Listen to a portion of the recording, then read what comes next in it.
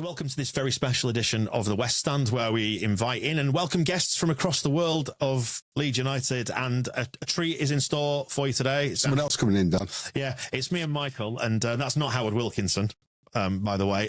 It's Dave Tomlinson. Dave, who are you and what are you doing in that chair? Let's explain why you are here and your involvement with all things Howard Wilkinson. Okay, so I suppose, wrote a book about Howard 2 or 3 years ago, interviewed him, met him at that stage. Some of the things he told me and some of the insights I got from that and, you know, living through that time. There's things that we need to do for this guy. I feel like an obligation to help him do that. So there's lots of stuff he's talked to us about, and it just feels like he and Leslie Silvan, it is both of them, just denied the opportunity to do what they wanted to do, what they set out to do. And I think Leeds fans know we need to do something about that. And I'm trying to play a part in doing something about that. So there's a campaign, and I suppose the cornerstone of that campaign is a statue. Yeah. And not before time. It's something I think that's been sort of spoken about anecdotally in Leeds fan circles for quite some time. It would be great to recognise Howard Wilkinson. I'd love to see him. He'd probably be too embarrassed to be a statue unveiling, which is something we actually will come on to, because we've recorded the chat with Howard, haven't we, Michael? And we're recording this just afterwards. But I think it's probably important to give it context and frame it so people understand where this campaign's come from, what it's about. But he spoke of his almost his embarrassment at being recognised. Like he appreciates it, but finds it a little bit embarrassing. He seemed very reluctant, didn't he, to sort of lap it up. Okay. But which is very much fitting with the bits you've kind of told us as well. Do you want me to tell you the story, like my conversation with him about this? Yeah. So first of all, this is a fan-led initiative. Yeah, absolutely. Do you want to name check some of the other people who are involved? So initially, there's about 5 of us involved. So there's Robert Endicott, who's a well-known Leeds author. He's also does the murals outside Elland Road and a range of other things. So he's well-known in fan groups. Jim Cadman, who was involved in the Don Revie statue and a number of other statues in the past. So Les Dawson, Tom Finney, a whole series of stuff, has done this before. So he's also involved in it. There's 2 guys also in the States, a guy called Mike Bellwood, who started Leeds United Americas 30-odd years ago, and he's well connected over there, does a lot of stuff on marketing. And Neil Barker, who's effectively chairing the group and introduced us to it just before Christmas. So Neil is also in Colorado. He works on the auction and memorabilia side, but we're doing this because we really want to deliver something. And it's this legacy, recognising the legacy of what Howard did, not just for Leeds, but for football in general in this country. So the statue is the symbolic thing, but it's about all the other things that we do along the way. So this is getting fans involved. So this is about a fan-led initiative. We're doing this because we love him. Yeah. And we love what he did for our club, and it is our club. So this is all about that. And if I just tell you about the conversation I had with him before you do, go on. Before you do, Dave, go on. That's not a Yorkshire accent. Explain yourself. So I'm actually from Stafford in the Midlands, okay? So like Chelsea fans recently, 1970 is when I started, okay? So I remember to the day when I started supporting Leeds, Standard Liège quarterfinals European Cup, 1-0 from the away leg. We won the home leg. We won the home leg, but it was that they were just denied the opportunities. They were so unfortunate. And 3 months or 2 months later, wherever it was, that disappointment, you don't forget that. You don't forget that. So it's cemented. And I know my wife said to me, why don't you support someone else? Yeah, just do one. I've been through all those years since. So I had all that stuff. And Howard, for me, rescued it. So I went through all the 80s and all that crap we had and really reviving that through. So this is about paying respects, paying homage, paying back the debt that we owe Wilkinson. And if I just talk about, am I okay talking about that? Shoot. Okay. So when I spoke to Howard about this and trying to sell him in on what we were trying to do, is initially, he used some really bad language. He doesn't normally, but I was amazing to hear some of the words that came out of his mouth, which it went along the route of, he was going to be interested 30 years after. I just did my job. I just did my job. And what I said to him was, you did your job. The players did your job. That was a fantastic team. Absolutely fantastic team. What you did for my club, for our club. I also said this thing about, I work in the NHS. They were just doing the job in COVID. Clap for the carers. They were just doing the job. They're heroes. Your hero. Yeah. But he doesn't believe it. He doesn't accept it. He's incredibly, incredibly humble. when we talked about statue, we was talking about should be one for Leslie Silver, should be one for my wife, should be one for Michael Innigan. We sold it in basically on the basis this is about recognising the players, the time and all that. Got players involved in this. So we're lining up Gordon Strachan to be really involved to organise that with us alongside. Can't really say about that at this stage because we're still trying to work it through. But what we're trying to get into is really make this make a real difference. And it isn't just about the statue. Statue is going to be what we do. In about a couple of years' time, we'd hopefully line it up with the 35th anniversary for the title. But it's what we do along the way and making a difference. And we've talked to Howard about what would really make a difference to him. What would he want to be remembered by? And he does talk about young players and development and that type of stuff. And we're trying to work out what that would be. There's lots of options, but it's really difficult to pin that down. Maybe something like a scholarship or a bursary or something. You know, you're working it through. So you're going to get players, and he calls them scholars rather than apprentices. They're almost going through that process anyway. So what makes a difference? Yeah. So it's what can you do that isn't picking out a tokenistic person? What can you do that really makes a difference? What can you do that this guy would like to be remembered for? Maybe something sort of community-based then, maybe. Yeah. And really, some of this isn't about we've got all the answers. This is about, this is what we like to do. This is what the ambition is. You tell us. And we'd want fans to help us work this through. We're clearly putting a lot of time and effort into this, but this isn't about we'll decide it. It's really get people on board that help us. Because this is about for them. This has been suggested before. What can we really do? There's a tribute to him, the team, the legacy, the changing of the guard, I suppose, at that time of football, because it was a big change going on. And what would people want to see? What would they want to be involved in? Yeah, because he's still the last English manager to win the top flight, which is incredible. That was obviously 91, 92, and the advent of the Premier League, it started the year after, and it hasn't happened since. So it was a bookend in many ways, wasn't it? But not for Howard. I mean, like we chat to him in the interview about the fact that he came in, with a 10-year plan, and he got so far into it before it came to an end. But Thorpe Arch was his brainchild. And the question you posed there, Dave, actually is one we put to Howard when we spoke to him. And I would say, by the way, thank you so much as well for lining this up, because speaking to him is the honour of a lifetime. It's fantastic. The knowledge, the things the man has seen and experienced is absolutely wonderful. Yeah, how would he like to be, not remembered, but what would you like your legacy to be at Leeds United in the eyes of Leeds fans? He started out being too humble to answer it, didn't he? He skirted around it with his first answer, which you will see and hear in the show that's to follow. But yeah, he's not one for hoovering up the plaudits, is he? No, absolutely not. So this is about incredibly humble. I've never met, apart from myself, of course, I've never met anyone more humble. This is just genuinely, he doesn't realise what he did. For him, this was a job. And he recognised that this is what I do day to day. Why would people want to recognise that? It is what I do. He spoke to us in terms of being almost like a comedian or somebody who goes on stage. No, but a comedian or an actor, something who's in a play who gets the joy of being given an encore or a serenade or whatever it might be at the end of a show. But it feels like he views it very much as like he played his part in putting on something. Absolutely. For the fans. But you can tell, and you picked up on this, Michael, in particular. I think he's very interested in the process of getting there. That's what floats his boat. You'll hear this, talking about set pieces. You love talking about set pieces stuff. And it's kind of interesting because we just see it as you get to the end of the season and that's the thing you remember.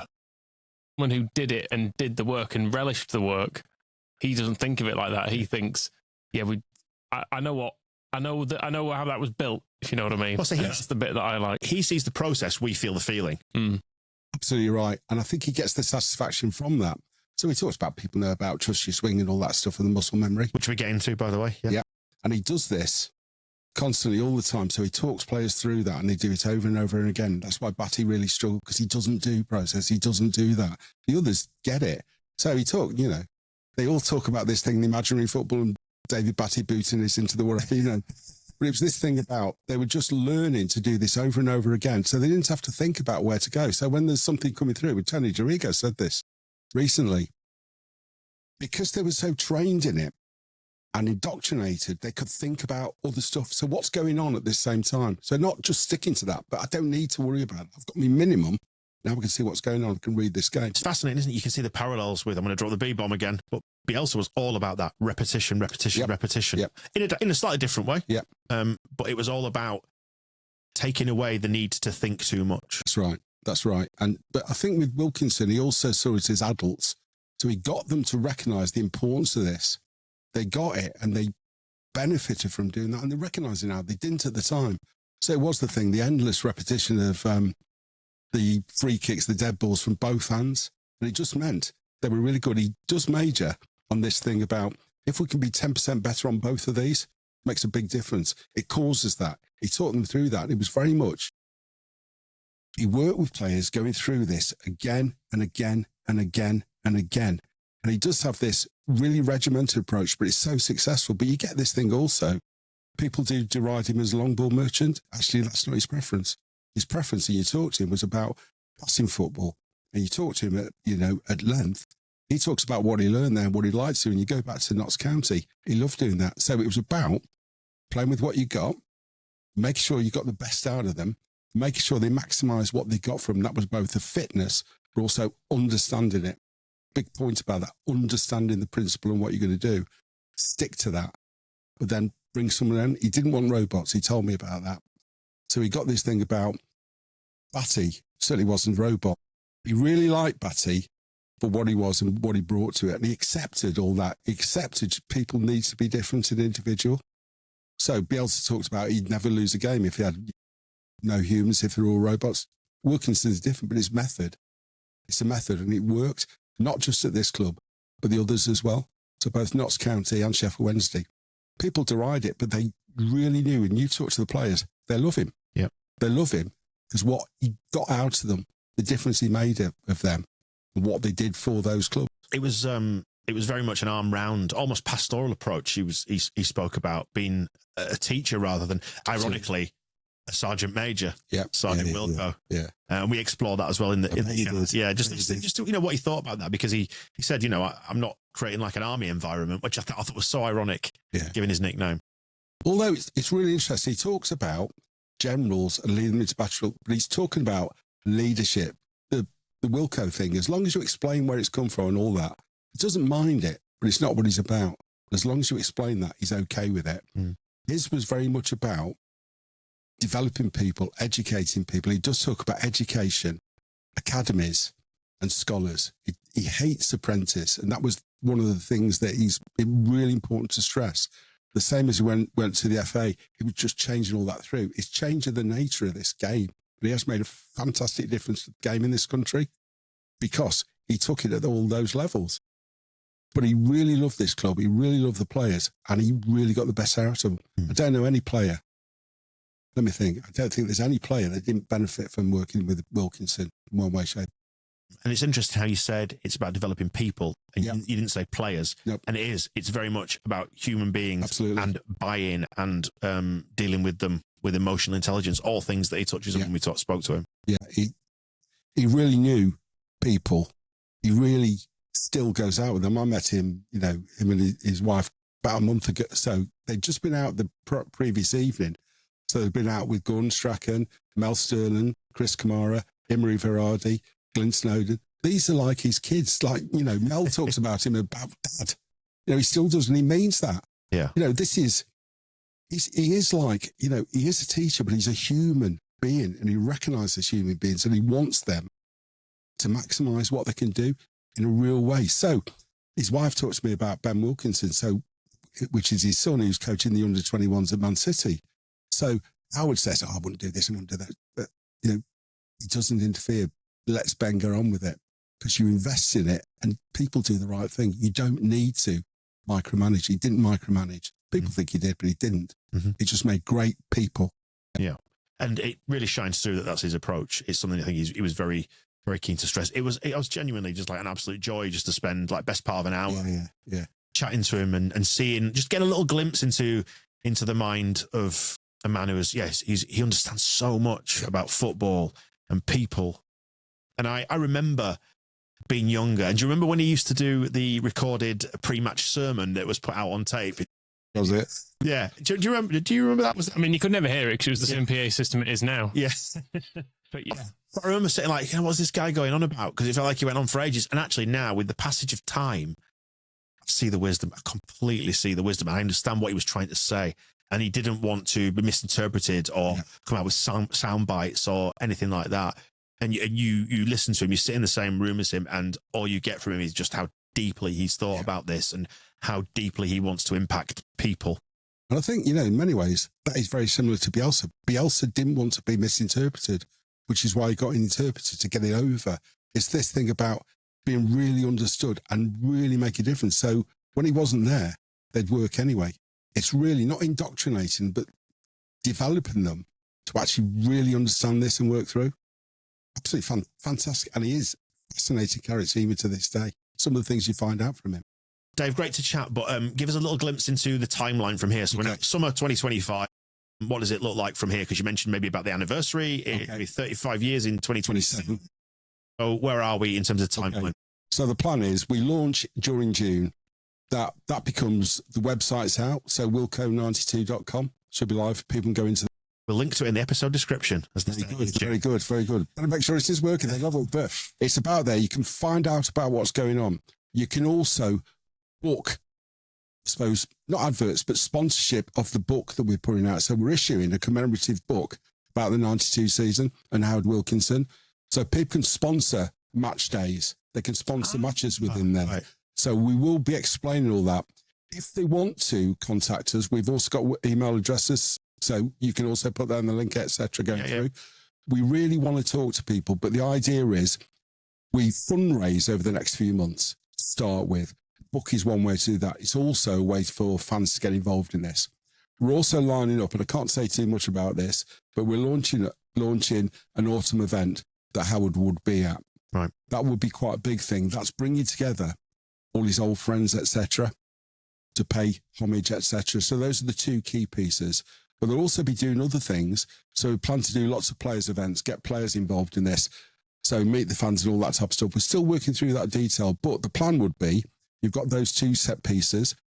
Because this is a 2-year program coming at the statue, and we have got a sculptor organised, but again, I can't really talk about that at this stage.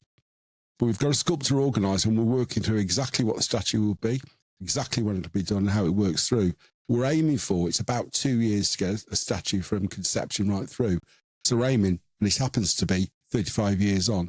So we're aiming to coincide with the Sheffield United game. But, if it doesn't come to that, it'll be slightly different. We're talking to the club, because ideally we'd want to have this somewhere near the stadium. Now, with everything that's going on around the stadium development, it's a bit difficult. So they're understandably busy right now. They can't tell us the detail of the plan. I think they're still working them through. So we dearly love this to be incorporated. That might not be possible, but there will be something that will be close to Elland Road if it's not there. Hopefully, there's a win-win with them around this. They would see the benefit of this. They recognise what this guy's done. They recognise the feelings of fans. So over that two years, we want to involve people. We'd want to get people making suggestions, working with. But what I would suggest people do is go to the website, contact us via there. And if you want to contact Talk Through, we'd be delighted to. That's right. 92.com. Great stuff, Dave. Thank you very much for coming in and explaining that. And once again, thank you for lining Howard up. An absolute honour to speak to him. Good. The episode is forthcoming very soon. We'll get it out close to this one. So look out for that in your feed, podcast and on YouTube as well. A fascinating best part of an hour we spent with Howard Wilkinson, who delivered so much and has given so many memories to so many Leeds fans. So cheers for that, Dave. No problem. Look forward to it.